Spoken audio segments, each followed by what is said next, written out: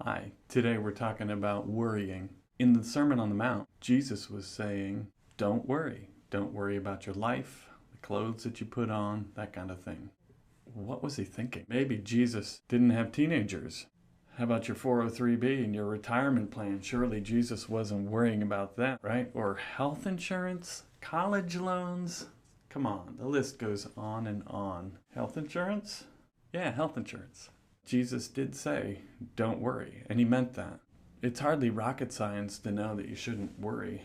And yet the problem is that it's harder to stop than you think. But it's not like there's some kind of special switch in the back of your head and you can just reach back when you start to worry and flick that switch and all of your worries go away. It's not that simple. So what's going on? It's easy to recognize that worrying is bad for you.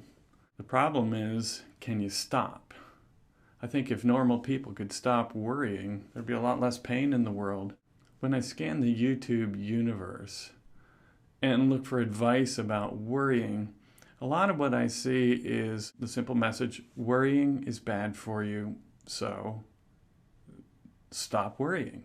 Just stop worrying. If you don't worry, then you'll be fine, right? Stop worrying. But the problem is it's not so simple. Lots of people who try to stop worrying find that they just continue worrying, or maybe they stop worrying about one thing and then they just move on to worrying about something else and then something else. If one problem is resolved, they worry about the next thing and the next thing and the next thing. Religious people use the word hell and think of hell as is not just a place that's outside of you, but it's a place that's radiating a kind of spiritual energy, and that feeling coming from that radiation is affecting us all the time in different negative ways. That is the source or the origin of all the anxieties and worries that we feel.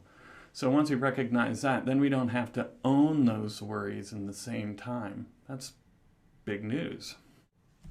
So if you can recognize that worry is something that comes from outside of yourself, you're going to learn to deal with it in a different way than if you just assume that it's a part of your own emotional makeup. As long as we're living on earth, we're going to be subject at times to the radiation from hell that causes worry. So what do? How can we minimize that? How can we let go of it?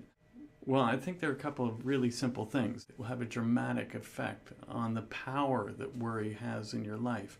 First is simply recognizing that worries are associated with this radiation that is coming from hell. Because it's a radiation that's coming from outside of you, the worries aren't per se who you are. They're not really a part of you, even though they feel that way. But as soon as you recognize that and identify those worries as a part of your conscious awareness that is actually not you, but it's separate from you, those worries will lose their power in your life. I guarantee that. There's a second step that you can take that's very powerful as well. That's turning to God. Turn to God, ask Him for help in your life to take 1 or 2 or 3 very concrete steps that focus on building in a direction that's out of those concerns. Focus on what is positive, what is constructive, and what is going to be a proactive solution to whatever is causing the worry. Take those steps and yes, be courageous about it, but take 2 or 3 small steps. Watch what happens. So in summary, 2 things. Recognize that those feelings of worry are not you. They're coming from this radiation from hell outside of you.